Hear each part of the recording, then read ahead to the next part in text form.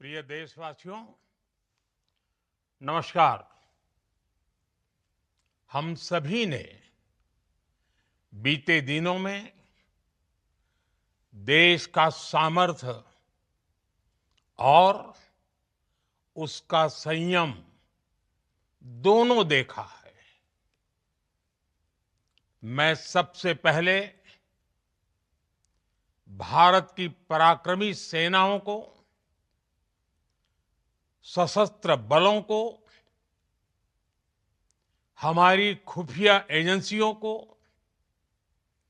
हमारे वैज्ञानिकों को, हर भारतवासी की तरफ से सैल्यूट करता हूं। हमारे वीर सैनिकों ने ऑपरेशन सिंदूर के लक्ष्यों की प्राप्ति के लिए असीम शौर्य का प्रदर्शन किया। मैं उनकी वीरता को, उनके साहस को, उनके पराक्रम को आज समर्पित करता हूं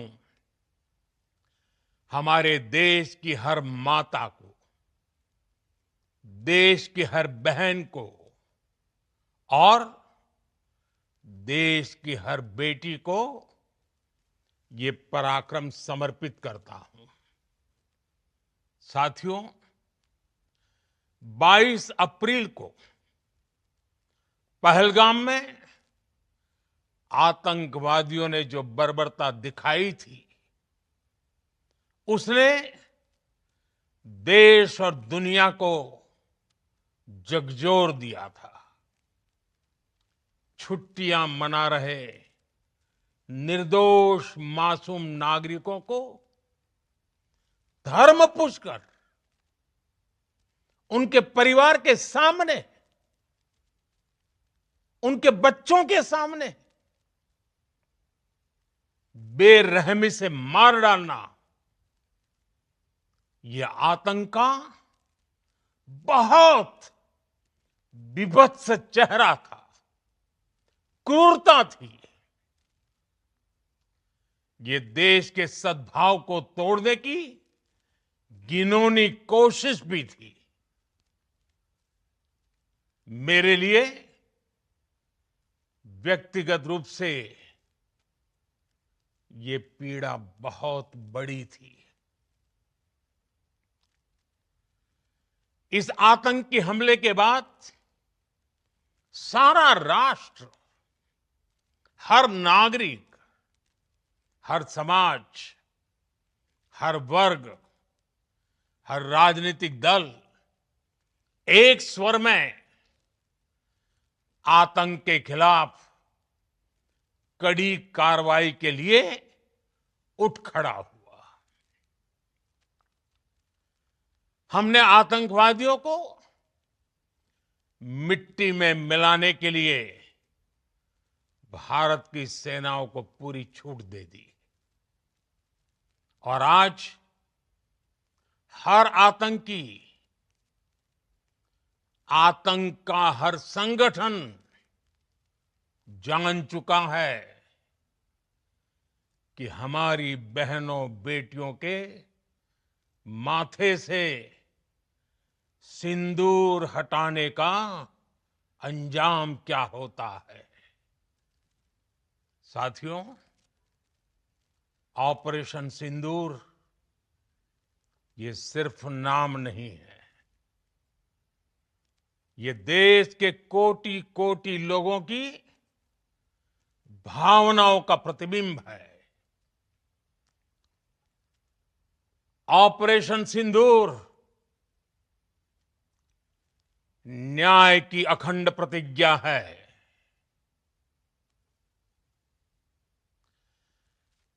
6 मई की देर रात, 7 मई की सुबह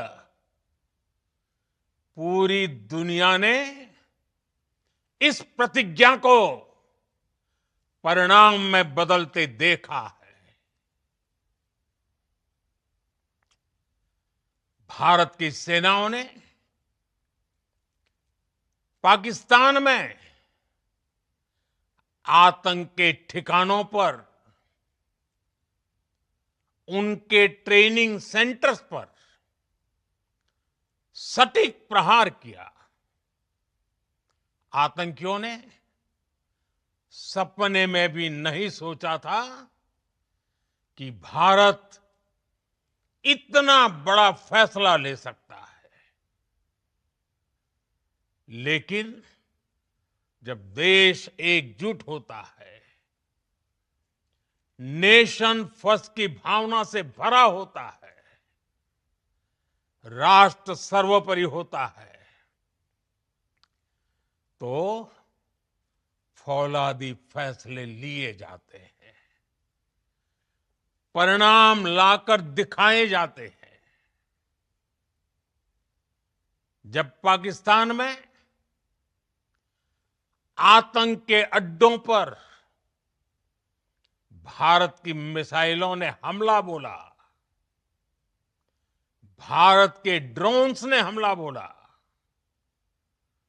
तो आतंकी संगठनों की इमारतें ही नहीं, बल्कि उनका हौसला भी थर्रा गया। बहावलपुर और मुरिद के जैसे आतंकी ठिकाने एक प्रकार से ग्लोबल टेररिज्म की यूनिवर्सिटीज रही है। दुनिया में कहीं पर भी जो बड़े आतंकी हमले हुए हैं, चाहे 9/11 हो, चाहे लंदन ट्यूब बॉम्बिंग हो, या भारत में दशकों से जो बड़े बड़े आतंकी हमले हुए हैं, उन सब के तार कहीं ना कहीं आतंक के इन्हीं ठिकानों से जुड़ते रहे हैं। आतंकियों ने हमारी बहनों का सिंदूर उजाड़ा था, इसलिए भारत ने आतंक के ये हेडक्वार्टर्स उजाड़ दिए। भारत के इन हमलों में 100 से अधिक खूंखार आतंकवादियों को मौत के घाट उतारा गया है। आतंक के बहुत सारे आका बीते 2.5-3 दशकों से खुलेआम पाकिस्तान में घूम रहे थे, जो भारत के खिलाफ साजिशें करते थे। उन्हें भारत ने एक झटके में खत्म कर दिया। साथियों, भारत की इस कार्रवाई से पाकिस्तान घोर निराशा में गिर गया था, हताशा में गिर गया था, बौखला गया था। और इसी बौखलाहट में उसने एक और दुस्साहस किया। आतंक पर भारत की कार्रवाई का साथ देने के बजाय पाकिस्तान ने भारत पर ही हमला करना शुरू कर दिया। पाकिस्तान ने हमारे स्कूलों, कॉलेजों को, गुरुद्वारों को, मंदिरों को, सामान्य नागरिकों के घरों को निशाना बनाया। पाकिस्तान ने हमारे सैन्य ठिकानों को निशाना बनाया। लेकिन इसमें भी पाकिस्तान खुद बेनकाब हो गया। दुनिया ने देखा कि कैसे पाकिस्तान के ड्रोन्स, पाकिस्तान की मिसाइलें भारत के सामने तिनके की तरह बिखर गई। भारत के सशक्त एयर डिफेंस सिस्टम ने उन्हें आसमान में ही नष्ट कर दिया। पाकिस्तान की तैयारी सीमा पर वार की थी, लेकिन भारत ने पाकिस्तान के सीने पर वार कर दिया। भारत के ड्रोन्स, भारत की मिसाइलों ने सटीकता के साथ हमला किया।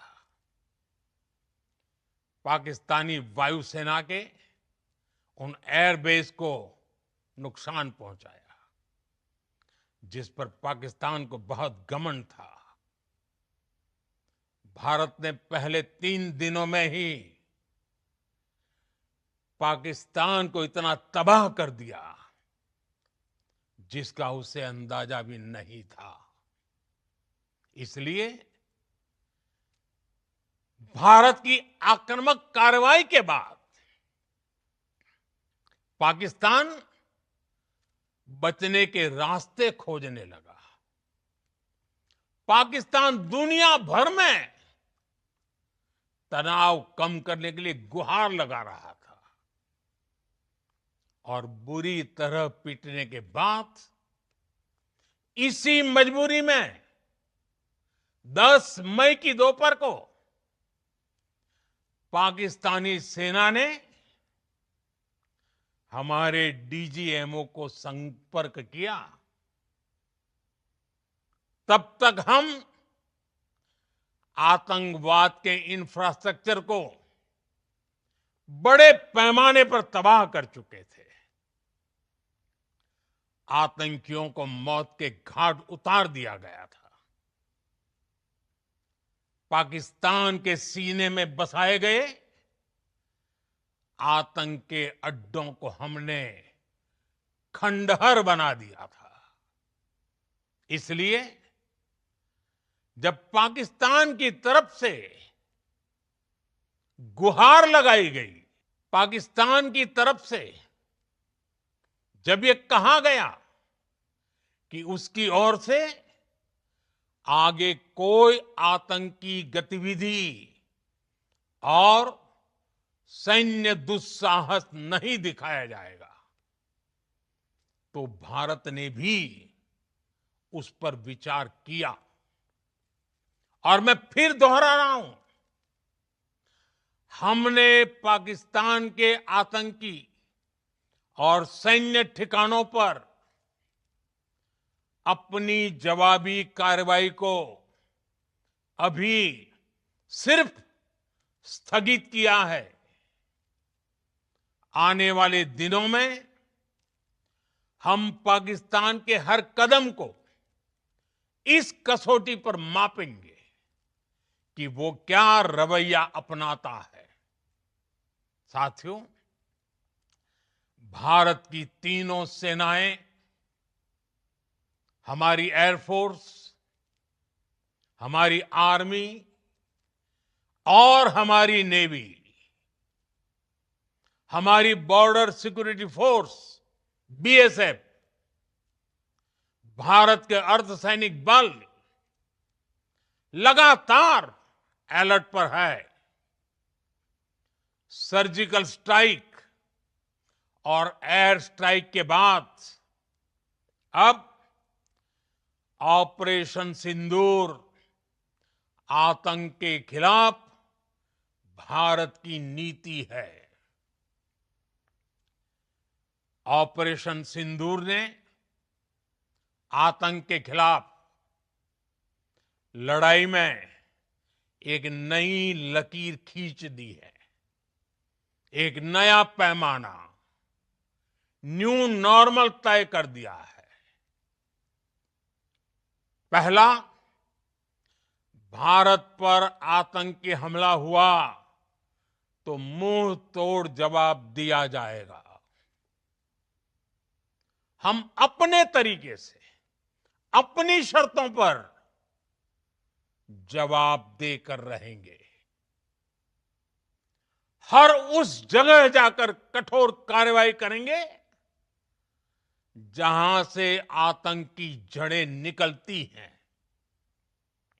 दूसरा, कोई भी न्यूक्लियर ब्लैकमेल भारत नहीं सहेगा। न्यूक्लियर ब्लैकमेल की आड़ में पनप रहे आतंकी ठिकानों पर भारत सटीक और निर्णायक प्रहार करेगा। तीसरा, हम आतंक की सरपरस्त सरकार और आतंक के आकाओं को अलग अलग नहीं देखेंगे। ऑपरेशन सिंदूर के दौरान दुनिया ने पाकिस्तान का वो घिनौना सच फिर देखा है, जब मारे गए आतंकियों को विदाई देने पाकिस्तानी सेना के बड़े बड़े अफसर उमड़ पड़े। स्टेट स्पॉन्सर्ड टेररिज्म का ये बहुत बड़ा सबूत है।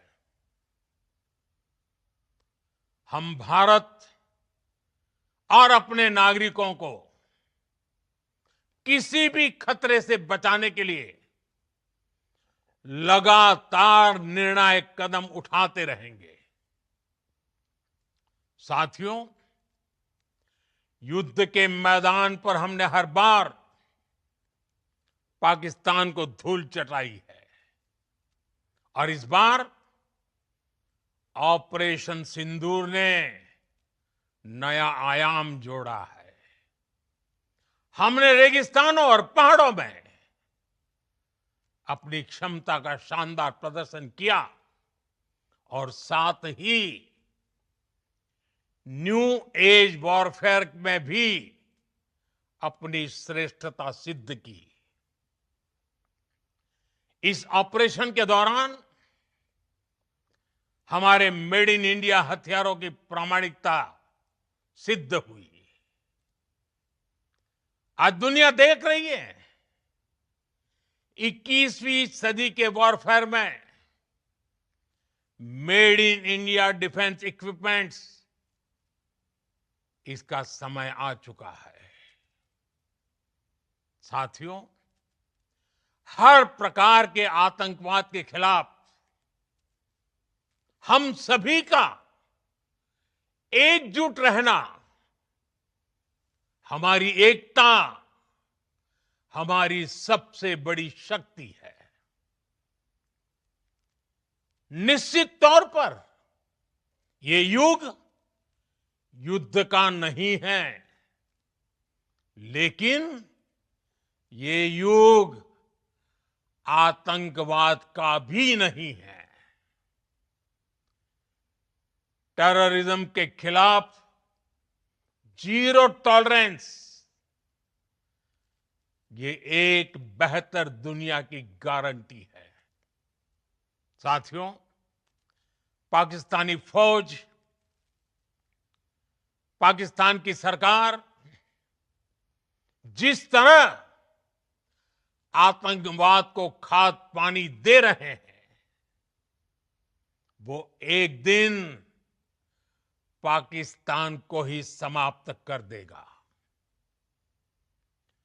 पाकिस्तान को अगर बचना है तो उसे अपने टेरर इंफ्रास्ट्रक्चर का सफाया करना ही होगा। इसके अलावा शांति का कोई रास्ता नहीं है। भारत का मत एकदम स्पष्ट है। टेरर और टॉक एक साथ नहीं हो सकते। टेरर और ट्रेड एक साथ नहीं चल सकते और पानी और खून भी एक साथ नहीं बह सकता। मैं आज विश्व समुदाय को भी कहूंगा, हमारी घोषित नीति रही है